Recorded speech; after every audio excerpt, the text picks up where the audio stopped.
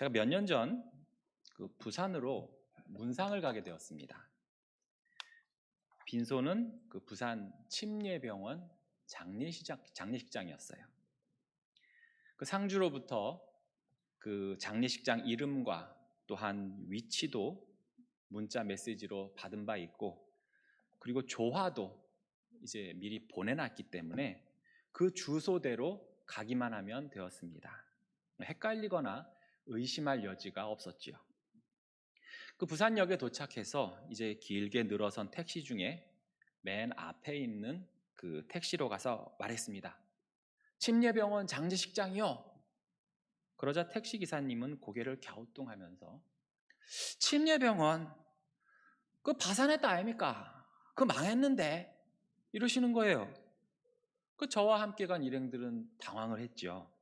그래서 거기라고 연락 받았는데, 그러니까 다시 알아보이소. 병원 망한 지가 언젠데 다른 데랑 착각한 거 아닙니까?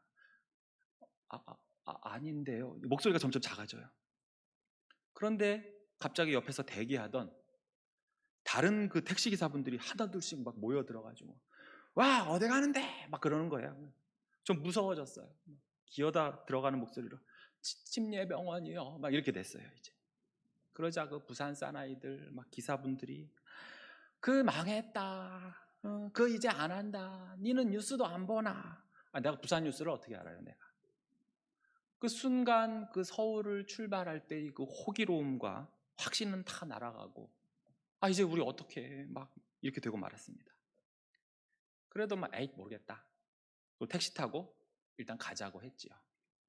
가는 택시 안에서 전화를 해보니까 병원은 안 하는 게 맞아요. 문 닫은 게 맞는데 장례식장은 정상으로 운영한다는 겁니다. 고인하고 유가족도 다 거기 있다는 거예요. 그 얘기를 듣고 이제 안심을 했죠. 가자. 이렇게. 근데 우리를 불안케 한 택시 기사분은 그 얘기를 듣자마자 잘 됐네 이러고 그냥 가는 거예요. 우리를 당황시킨 택시 기사분들이 밉다가도 한편으로는 제 자신이 부끄러워졌습니다. 불과 몇 분 사이에 몇몇 사람들의 말에도 내 마음의 확신과 자신감이 이렇게 사라지는구나. 우리의 신앙생활에서도 이처럼 주변 사람들의 말에 우리의 확신과 믿음은 의외로 쉽게 상처받고 무너질 때가 있습니다. 하물며 고난 속에서 또는 죽음을 앞두고 있을 때 또는 그에 상응하는 환경 앞에서 과연 우리의 믿음과 확신은 얼마나 흔들리지 않을 수 있을까요? 오히려 든든해질 수 있을까요? 우리가 욥기를 통해서 그가 입술로 범죄하지 않았음을 우리가 기억하지만 이후에 자신이 그렇게 믿었던 친구들에 의해서 정죄당하자 그가 자신을 저주하며 낙심하고 절망하며 흔들리는 모습을 우리는 볼 수가 있습니다. 예수 그리스도의 길을 예비한 세례 요한까지도 헤롯에 의해 옥에 갇혀 죽음을 앞둔 상황에서 자신의 제자들을 예수님께 보내서 뭐라고 합니까? 오실 이가 당신 맞습니까? 아니면 다른 일을 기다려야 합니까? 하면서 예수님께 여쭤보지요. 이렇듯 우리는 때로는 흔들려요. 확신이 사라져요. 믿음이 약해지는 것 같아요. 바울이 오늘 본문인 디모데 후서를 쓸 당시 그는 죽음을 앞둔 사람이었습니다.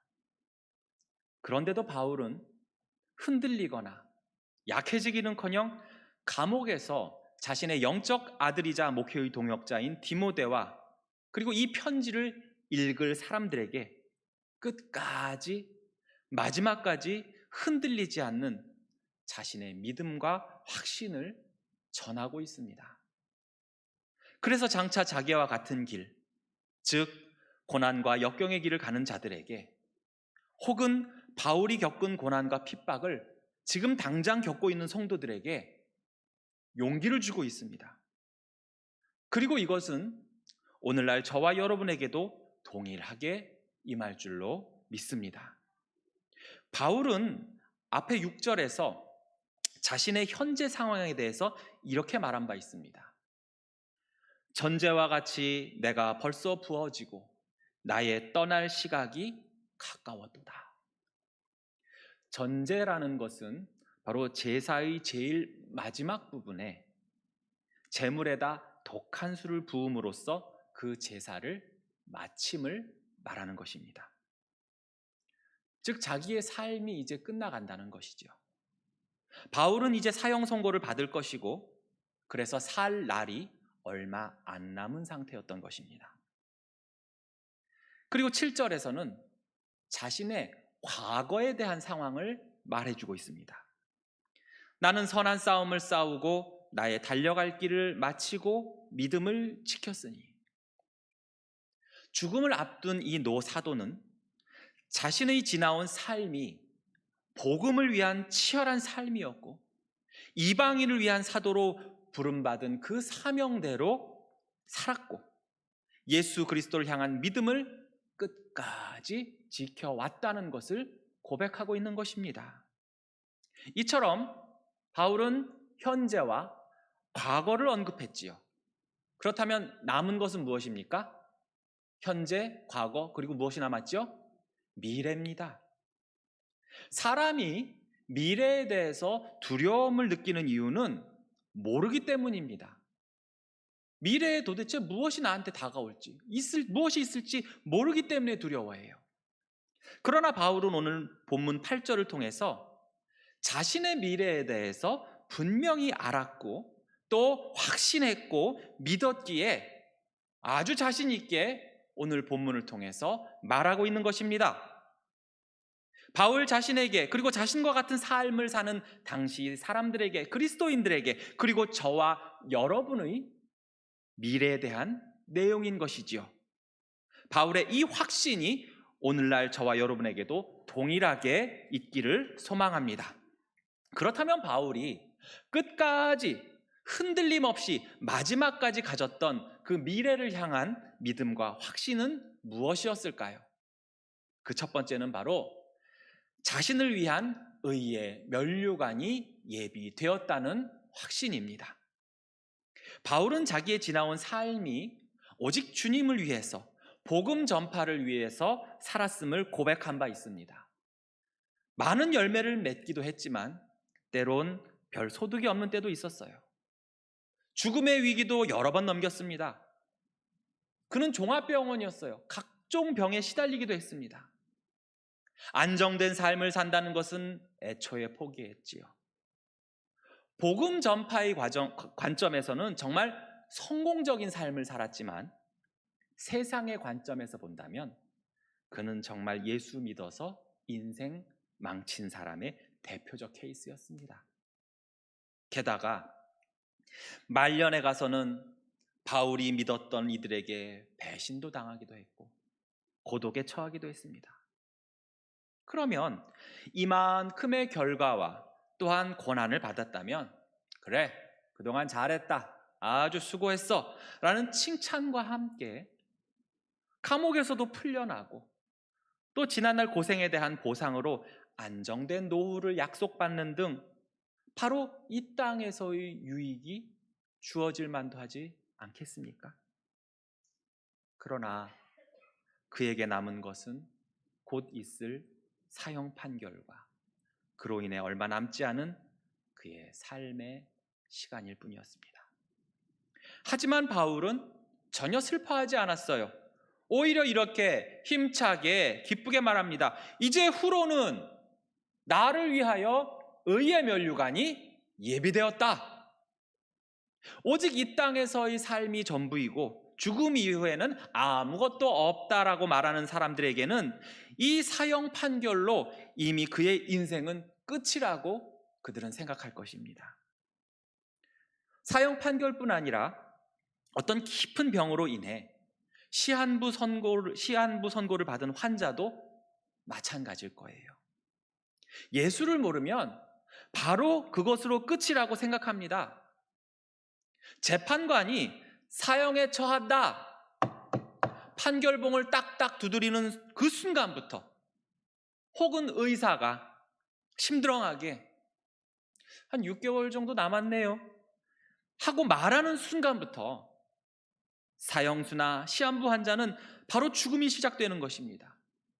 실제로 형이 집행될 때까지 시간이 남아있지만, 의사가 선고한 그 죽음의 시간까지 일정 기간이 남아있지만, 사람들은 그 마지막 시간을 당장 지금의 현재로 당겨서 지금부터 절망하기 시작합니다. 그런데 바울은 말합니다. 의의 면류관이 나를 위해 예비되었다. 지금 그는 감옥 안에서 사형 판결을 기다리는 죄수일 뿐이에요. 그런데 주님이 주실 의의 면류관이 예비되었다. 즉 준비되었다. 내 앞에 그것이 쌓여 있다란 뜻입니다. 면류관으로 번역된 이 스테파노스는 올림픽 경기에서 우승자에게 주는 승리의 월계관 또는 월계수 나무잎으로 만든 관을 말하고 있습니다. 여러분, 우리가 고대 그리스나 로마의 올림픽은 볼 수 없지만 현대의 올림픽은 얼마든지 영상으로나 혹은 직접 볼 수가 있지요. 지금은 월계관 대신 무엇을 줍니까? 금, 은, 동메달을 줍니다. 여러분은 어떤 사람이 월계관 또는 메달을 받습니까? 좋은 성적을 낸 사람이 받지요. 하지만 아무리 제일 먼저 결승선에 들어오고 세계 신기록을 세웠다 하더라도 부정한 방법, 예를 들어서 선을 밟았다든지 부정한 약물을 먹어서 도핑 테스트에 걸렸다든지 비신사적인 행동을 했다든지 하면 그 상은 어떻게 됩니까? 박탈돼요. 수여된 메달도 취소됩니다. 만약에 중간에 경기를 포기한다면 어떻게 될까요? 당연히 메달과는 거리가 멀겠지요. 바울은 앞서 7절에서 선한 싸움을 싸웠고 달려갈 길을 마쳤다고 했어요. 즉 무슨 뜻입니까? 완주했다는 뜻이에요. 끝까지 완주했다는 거예요. 올림픽 경기에서 스포츠맨십을 발휘해서 끝까지 완주하며 정직한 방법으로 좋은 성적으로 경기를 마친 선수라면 분명히 기대할 것입니다. 뭐라고요? 나를 위해서 이제 승리의 월계관이 준비되어 있음에 틀림없어 라고 말입니다. 그런데 여러분, 그동안 여러분이 스포츠 중계를 보신 것을 한번 떠올려 보십시오. 혹시 마라톤 결승선에 1등으로 선수가 딱 들어오는 그 순간에 막 그 운영위원들이 가서 그 자리에서 메달을 걸어주던가요? 역도에서 최고 기록을 막 세우는 그 순간 운영위원들이 막 선수에게 달려가서 금메달을 걸어주던가요? 그렇지 않습니다. 얼마의 시간이 흐른 후에 영광스러운 시상식에서 그 선수가 단상에 오를 때야 비로소 어떻게 합니까? 월계관을 씌워주거나 메달을 목에 걸어줍니다. 그런데요, 아무도 가만히 있다가 그 메달을 받고 나서 그때서야 비로소 기쁘고 춤추지 않습니다. 어떻게 합니까? 이미 그가 결승선에 들어왔을 때부터 그 월계관은, 그 메달은 자신의 것이기 되기 때문에, 나를 위해 준비됐기 때문에 그는 그때부터 기뻐하는 것입니다. 그 확신으로 인해서 그때부터 기뻐해요. 시상식은 미래의 일이지만 이미 현재에 주어진 것임을 확신하고, 그래서 그때부터 기뻐하고 또 기뻐하는 것입니다. 실제 바울은 이 부분에서 현재 시제를 사용합니다. 즉 미래의 사실이지만 이미 자신의 현실 속에 그 기쁨이 살아 움직이고 있음을 강조하는 것이죠. 아무리 과거와 현재의 고난이 닥쳐와도 이미 그 안에 영광스러운 미래가 고스란히 있음을 우리에게 말해주고 있는 것입니다. 우리도 흔히 이런 표현하지 않습니까? 만약에 동네 조기 축구팀하고 브라질 국가대표팀하고 내일 축구 경기를 한다고 했을 때 우리 뭐라고 합니까? 내일 가서 그 경기를 꼭 봐야만 합니까? 그렇지 않죠? 뭐라고 말합니까? 아유, 브라질이 이겨. 혹은 아이고, 브라질이 이겼네. 이러지요. 왜 그렇습니까? 너무나도 확실한 확고한 결과이기에 미래에 있을 일을 현재의 시제로, 더 강조한다면 과거형으로까지 말하고 있는 것입니다. 바울은 바로 이러한 확신으로 인해서 죽음을 앞두고 있으면서도 나를 위해 의의 면류관이 지금 존재한다고 말하고 있는 것입니다. 이 면류관은 의의 면류관이라고 했어요. 올림픽에서 월계관은 승리의 면류관, 즉 우승한 자에게 주는 면류관입니다. 그렇다면 의의 면류관은 무엇입니까? 당연히 의로운 자에게 주는 면류관이지요. 그렇다면 누가 의로운 자입니까? 우리 갈라디아서 2장 16절을 다 함께 읽어보겠습니다. 시작. 사람이 의롭게 되는 것은 율법의 행위로 말미암이 아니요 오직 예수 그리스도를 믿음으로 말미암는 줄 알므로 우리도 그리스도 예수를 믿나니 이는 우리가 율법의 행위로서가 아니고 그리스도를 믿음으로써 의롭다함을 얻으려 함이라. 율법의 행위로서는 의롭다함을 얻을 육체가 없느니라. 아멘. 바로 예수 그리스도를 나의 구주로 시인하고 믿는 자들이 의인인 것입니다. 이와 같이 저와 여러분도 의의 면류관이 준비되어 있음을 확신하시기 바랍니다. 두 번째로 바울은 의로우신 재판장 예수 그리스도가 그 면류관을 주실 것을 확신하고 있습니다. 여러분, 억울한 일이 있거나 시시비비를 가려야 할 때 가장 먼저 떠오르는 것이 무엇입니까? 재판입니다. 나라에서 인정하고 임명한 재판관이 나의 이야기를 다 들어주고 공정하게 법대로 재판을 해서 내가 안고 있는 모든 것들을 다 해결해 줄 것이라는 그 기대감을 우리는 잘 못 갖지요. 현실과 이상이 너무나 달라요. 우리나라 옛날 이야기에도 자주 나오는 그 사또나리들, 그들은 각 지방에서 재판관 역할을 했는데 그런 그들이 무고한 양민을 수탈하고 괴롭히고 억울하게 만든 일들이 너무나 많이 있었지요. 이러한 관리를 네 글자로 뭐라고 그러죠? 닭이 아닌 오리라고 그러는데 무슨 오리요? 탐관오리라고 그럽니다. 너무나 많았어요. 어사 박문수 같은 사람, 다산 정약용 같은 분들은 아주 극소수였고 많은 탐관오리들이 있었습니다. 일제시대 때 일본 재판장들은 독립운동가를 비롯해 우리나라 국민들을 억울하게 옥살이시키고 죽임을 당하게 했습니다.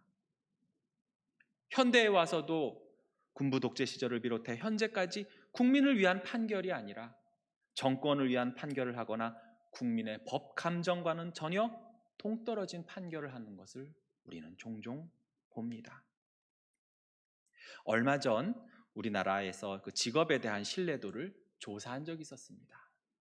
1위는 누구였을까요? 소방관이었습니다. 꼴찌는요, 예나 지금이나 동서고금을 막론하고 정치인이었습니다. 판사나 검사도 별로 높은 순위가 아닌 것에 충격을 받았습니다. 요즘엔 목회자도 거의 최하위입니다. 부끄럽습니다. 누구보다도 신뢰를 받아야 할 대상들이 신뢰를 못 주고 있다는 거지요. 그렇다면 1위부터 3위까지 신뢰를 주는 직업은 누구냐 하면 아까 1위는 누구라고 그랬죠? 소방관이었어요. 2위는 간호사, 3위는 환경미화원이었습니다.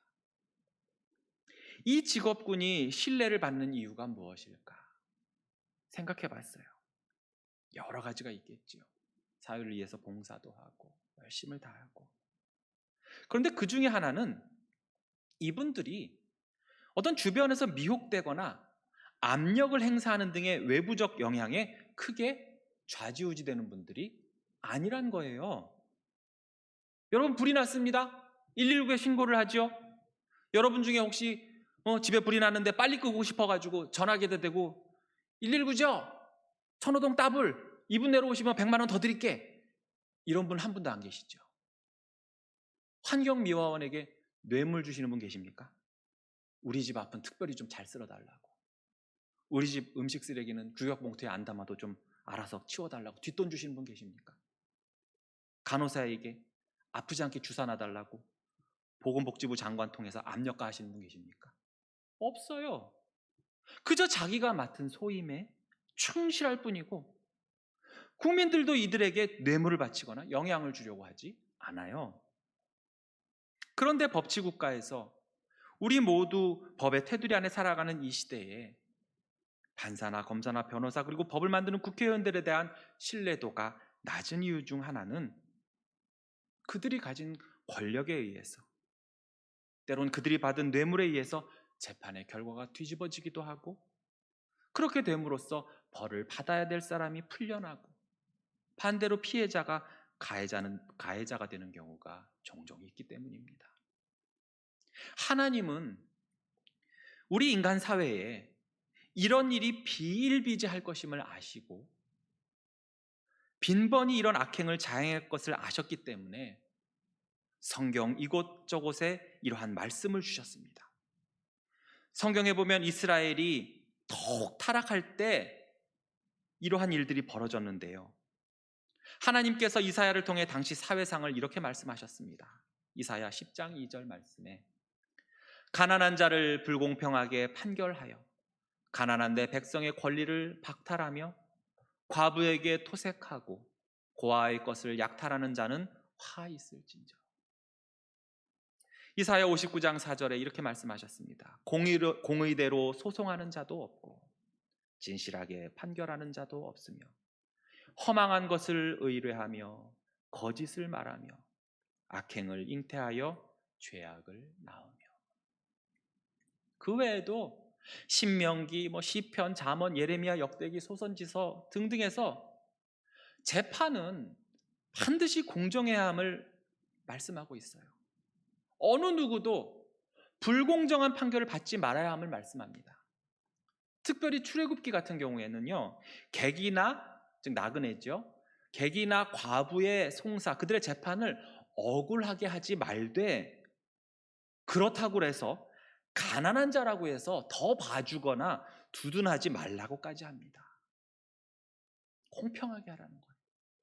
그런데도 여러분, 사무엘상 8장 보시면요, 사무엘의 아들들인, 그 천하의 사무엘의 아들들인 요엘과 아비야까지 뇌물을 받고 불공정한 재판을, 불의한 재판장이 되는 그런 안타까운 모습을 우리는 발견할 수가 있습니다. 지금 바울에게 사형 선고를 내릴 재판장이 누굽니까? 그는 바로 로마의 황제 네로였습니다. 네로는 기독교인들을 아주 잔인한 방법으로 죽이는 등 박해를 한 대표적인 인물이에요. 그는 그 외에도 온갖 불의하고 나쁜 악행들을 자행하던 자였어요. 하지만 당시 세상은 로마의 힘에 의해서 지켜지는 평화, 즉 팍스 로마나의 시대였고, 그 한가운데는 로마 황제가 있었습니다. 황제는 높은 보좌에 앉아서 세계 널리 퍼져 있는 로마 제국을 다스렸지요. 자신의 동상을 로마 본토와 식민지에 세워놓고서 신처럼 숭배할 것을 강요했습니다. 황제가 엄지손가락을 올리고 내리는 것에 따라서 사람의 생명이 살기도 했고 죽기도 했어요. 그의 말 한마디에 나라가 멸절하기도 했고 수많은 사람들이 죽어나가기도 했습니다. 세상의 구원과 심판은 바로 이 황제의 보좌에서 나오는 듯 보였어요. 그래서 로마 황제의 보좌는 통치와 심판과 영광의 상징이었지요. 하지만 바울에게 있어 진정한 통치와 심판, 영광의 자리는 하나님께서 계신 하늘 보좌가 유일했습니다. 그렇기에 바울의 눈에는 네로를 비롯한 로마 황제들은 그저 자신과 같은 사람일 뿐이었어요. 당연히 그들은 불완전하고 불의하고 부정한 죄인일 뿐이었어요. 예수님을 모르기에 더더욱 불쌍하고 소망 없는 인간들이었어요. 바울은 예전에도 그런 자를 만난 적이 있지요. 바로 아그리빠 왕입니다. 바울은 이 아그리빠 왕 앞에서 뭐라고 합니까? 당당하게 내가 묶인 것 외에는 당신이 나와 같았으면 좋겠다라고 말하죠. 그처럼 불의한 재판장이 이제 자신의 목숨을 앗아가는 판결을 내릴 것입니다. 그러나 그것은 잘못된 판결, 불의한 재판장이 내린 불의한 판결일 뿐이에요. 그러한 판결은 사람이 바뀌면, 정권이 바뀌면 또 뒤집어져요. 변해요.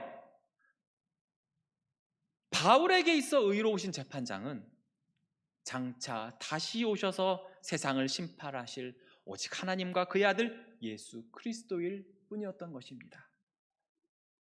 예수님도 마태복음 10장 28절에서 몸은 죽여도 영혼은 능히 죽이지 못하는 자들을 두려워하지 말고 오직 몸과 영혼을 능히 지옥에 멸하실 수 있는 이를 두려워하라 라고 하심으로써 세상의 재판장, 권세 있는 자들을 두려워하지 말고 오직 하나님 아버지를 두려워할 것을 말씀하셨습니다. 야고보 또한 야고보서에서 4장 12절에서 입법자와 재판관은 오직 한 분이시니 능히 구원하기도 하시며 멸하기도 하시느니라 라고 말씀한 바 있습니다. 그렇기에 바울은 모두가 두려워하던 재판장이며 황제인 네로를 두려워하지 않았고 그의 사형 판결을 두려워하지 않았던 것입니다. 오직 주 의로우신 재판장 예수 그리스도께서 자신에게 생명의 영생의 의의 면류관을 주실 것을 확신하고 그래서 기뻐할 뿐이었습니다. 불의한 재판장 네로는 그의 불의한 판결과 그의 결과는 짧지만 의로우신 재판장 그분은 영원하시고 그분이 주시는 의의 면류관은 영원합니다. 그의 판결은 영원합니다. 예수 그리스도는 하나님이시고 불의가 없으시며 치우침도 없으시고 뇌물도 받는 일이 없으신 분입니다. 그래서 그의 판결과 그분의 재판은 믿을 수 있고 완전한 것입니다. 장차 우리 모두에게 의로우신 재판장 예수 그리스도께서 다른 이가 아닌 예수 그리스도께서 그 의의 면류관을 저와 여러분에게 주실 것을 확신하시기 바랍니다. 마지막으로 바울은 주의 나타나심을 사모하는 모든 사람들도 자신처럼 될 것임을 확신하고 있습니다. 8절 말미에 이렇게 말하지요. 내게만 아니라 주의 나타나심을 사모하는 모든 자에게도니라. 주의 나타나심, 바로 예수 그리스도의 재림을 말하고 있습니다. 디모데후서 4장 1절에서 하나님 앞과 살아있는 자와 죽은 자를 심판하실 그리스도 예수 앞에서 그가 나타나실 것과 그의 나라를 두고 엄히 명하노니. 디모데전서 6장 14절에서 우리 주 예수 그리스도께서 나타나실 때까지 흠도 없고 책망받을 것도 없이 이 명령을 지키라. 이 말씀을 통해서 예수 그리스도께서 이 땅에 분명히 다시 오실 것임을 우리는 확실히 알 수가 있죠.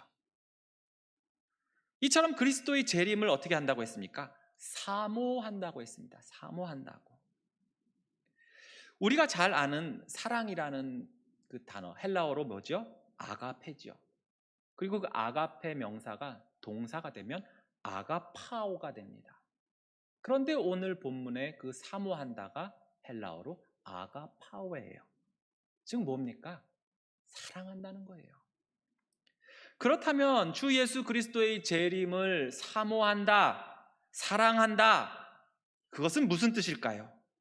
바로 예수 그리스도의 재림을 크게 기뻐하며 기다리고 기대한다는 뜻입니다.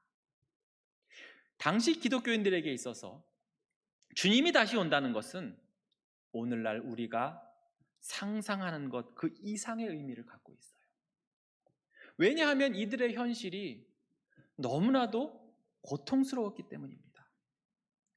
초대교회 성도들의 상당수는 노예였고 여자도 많았습니다. 즉 사회적으로 천대받는 자들이었어요. 그러나 로마의 잔인한 핍박 속에서 신분의 귀천, 남녀노소 없이 핍박을 받았고 황제의 동상에 절하고 수많은 신들을 섬기는 로마인들처럼 그들도 그렇게 편하게 예수님을 섬기고 또 황제를 섬겼다면 목숨도 보존되고 가정에 평화도 오고 또 사회적으로도 안정되게 살 수 있었는데 바울도 그렇고 디모데도 그렇고 그 밖에 많은 성도들은 예수 믿는 믿음 그 하나 때문에 온갖 고난과 핍박을 당하고 있었던 것입니다. 숨어서 지하 무덤에서 예배드리고 그러다 발각되면 경기장에서 사자밥이 되기도 하고 나무에 달려서 온 몸에 송진을 칠하고 거기에 불을 붙여서 로마 시내를 밝히는 가로등도 되었습니다. 추방당해서 아무 연고도 없는 곳으로 가서 고생하며 살기도 했고 그러니 이들에게 이 땅에서 무슨 소망이 있고 무슨 낙이 있었겠습니까? 그래서 예수님 어서 속히 좀 와주세요. 어서 속히 오셔서 저의 눈물을 좀 닦아주세요. 이처럼 믿음을 지키면서 선한 싸움을 싸우고 달려갈 길을 갔던 그들은 그 누구보다도 예수님이 다시 오시기를 기다렸던 것입니다. 바울은 바로 이러한 성도들 또한 자신처럼 의의 면류관을 받을 것임을 확신한 것입니다. 여러분도 주님의 재림을 기다리십니까? 속히 오심을 바라십니까? 감사합니다. 그런데 사실 요즘에 이렇게 마라나타 주 예수여 어서 속히 오시옵소서 이렇게 기다리고 사모하는 사람들이 점점 줄어가요. 왜 그렇습니까?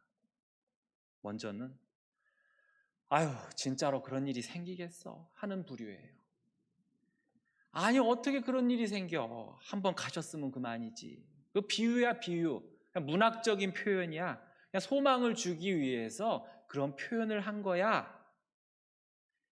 여러분 이렇다면 이런 생각은 결국 성경의 약속, 하나님의 말씀 그리고 그 말씀 자체이신 예수님을 부정하는 커다란 불신앙인 것입니다. 이것은 아예 믿음 자체가 없는 거예요. 두 번째로는 왜 사모하지 않을까요? 현실의 욕심 때문에 재림을 거부하거나 부담스러워하는 거예요. 예수님 꼭 지금 오셔야 됩니까?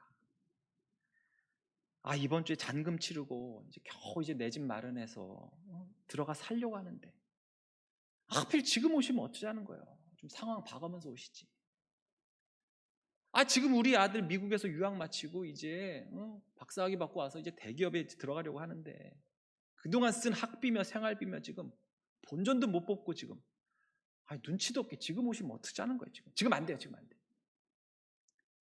예수님 나 지금 솔로란 말이에요. 솔로. 연애나 한번 해본 다음에 좀 오시면 안 될까요? 이번 주말에 소개팅도 있는데 지금 오면 어떻게 하겠다는 거야 도대체. 이 땅에서의 삶에 만족하고 여기가 좋사오니 하니까 그닥 재림에 대해서 사모하기는커녕 생각하기도 귀찮고 부담스러워하는 거죠.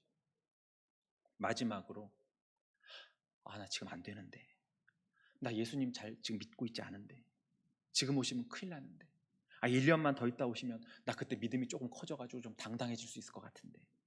그런 분도 계시죠. 그런데 그런 마음이 거의 10년 전, 20년 전부터 계속 오다가 별 변화 없이 앞으로도 그렇게 될 가능성이 높아요. 하지만 바울은 말합니다. 주의 나타나심을 사모하라고 말이죠. 진정한 성도는, 하나님의 자녀는 예수 그리스도의 재림을 사모해야 됩니다. 안 왔으면, 나중에 상황 좀 좋을 때 왔으면 이러면 안 된다는 겁니다. 하루하루 사는 게 참 팍팍하죠. 정신없이 살다 보면 믿음 지키고 제대로 된 신앙생활 하기가 참 힘들 때가 많습니다. 그러다 보면 나 믿음이 참 약해지고 있구나 하기도 하죠. 내가 몇십 년 신앙생활을 하고 있는데 아직도 여전히 일어나 자괴감에 빠질 때도 있습니다. 잘 안 보이는 미래로 인해서 두렵기도 하고요. 그런데 바울은 자신의 죽음을 앞두고 우리에게 이렇게 말합니다. 여러분, 확신을 가지십시오. 사랑하는 성도 여러분, 우리는 아무 공로 없지만 예수님을 믿는 그 믿음으로 하나님께서는 우리를 의롭다 칭하셨음을 믿으십니까? 그 믿음을 지키려고 여러분들 여전히 분투하고 계십니까? 그 예수님께 우리의 연약함을 내려놓고 기도하며 바라보고 계십니까? 그렇다면 저와 여러분께도 의의 면류관이 예비되어 있음을 확신하시기 바랍니다. 불의가 판치는 이 세상에서 진정한 의로우신 재판장, 우리 주 예수 그리스도께서 바울에게 하셨던 그 의의 면류관을 우리에게도 주실 것이고, 그것은 이미 예비되어 있다는 확신을 가지시기 바랍니다. 그 예수께서 다시 오실 것이라는 확신, 다시 오실 예수님을 사모하며 기다리는 우리 모두에게 그러한 상을 주실 것임을 확신하시기 바랍니다. 그 면류관이 먼 미래의 일이 아니라 바로 지금 나의 현재의 삶에 존재하고 있음을 믿으시기 바랍니다. 죽음을 앞둔 바울의 확신, 이 확신이 바로 마지막까지 저와 여러분, 우리 모두가 가져야 할 확신이 되기를 주님의 이름으로 축원합니다.